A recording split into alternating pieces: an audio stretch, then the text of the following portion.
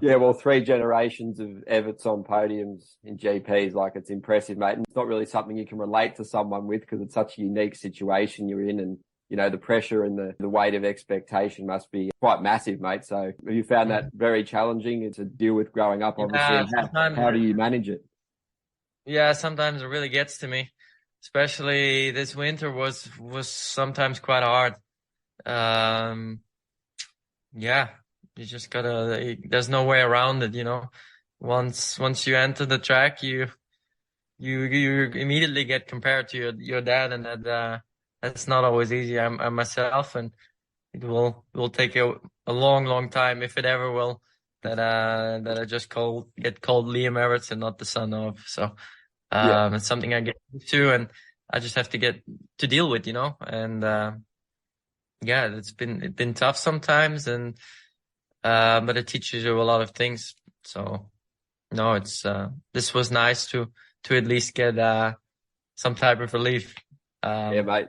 You're And doing a good job forging your own name, that's for sure. Because, you know, you're so young as well. It's, you know, that sort of pressure's, you know, hard for adults to deal with, let alone dealing with it your whole life. And it's a credit to yourself. And some guy at the Belgian media actually told me I actually beat it then because they got on the podium in their first one with a third overall, and I did it with a second. So at least I beat them at something. So no, I mean, it's nice to get that podium and be the third generation, but it also brings a lot of pressure, like I said.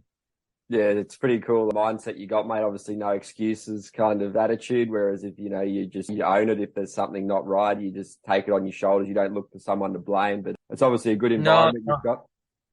It makes no sense in my eyes to do this, and you gotta take responsibility for this. And how my mindset is, if you're gonna blame something else and you know it's not this, it will not bring you forward. So, I keep this in my mind and just check where the problem's at, and we try and fix it and make it better. It's the only thing we can do. Yeah, nice. Well said. And with the team, obviously, I spoke to Harry Norton. I've spoken to Adamo a few weeks back, and they said how good the environment is. The bike, you know, they do a lot of work with you on the bike. And Norton was especially mentioned with you young guys. Just he's happy to be patient with you guys. He doesn't care if you're not getting top fives every week because, you know, it's better to be on the bike. And obviously with last year, you missed a bit with injury too. So he's just happy that you guys are there getting the minutes in, putting the work in and just building that base. Is that how you've seen it? The environment's great for, you know, success. Yeah, exactly. And they have this history of building champions, you know. So yeah, I mean, it's a whole new team. Everyone's still settling in, but the group is good and the atmosphere is good. And yeah, like Harry said, you just gotta click off laps and do what you can. You do your job and they do their job. And then what the end result is, it will be, you know.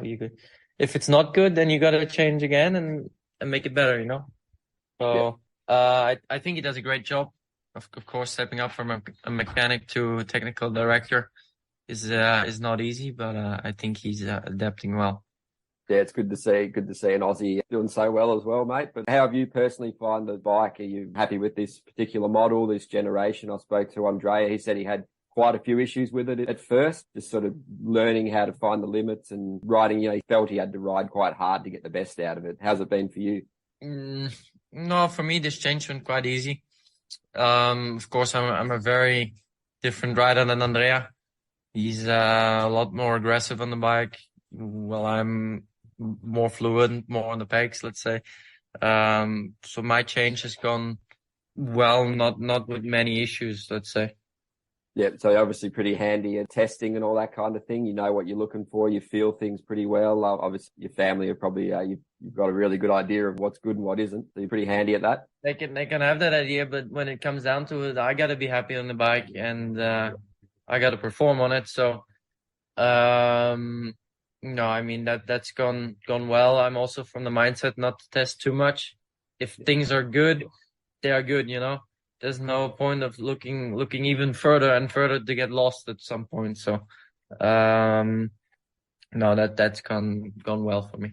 Yeah, mate. Sounds like you know you're pretty firm in what your aims are and how to handle it. And have you got much input from how's Cairoli been having him around? Obviously, he's transitioned into that role as is he maybe not really have so much to do with you during the week, but on the race day, his advice would probably be quite useful. Yeah, he's also stepping into the new job, retiring as a professional rider and now as a team manager. Is something new. But it's great to have his advice there and have him at the race, of course.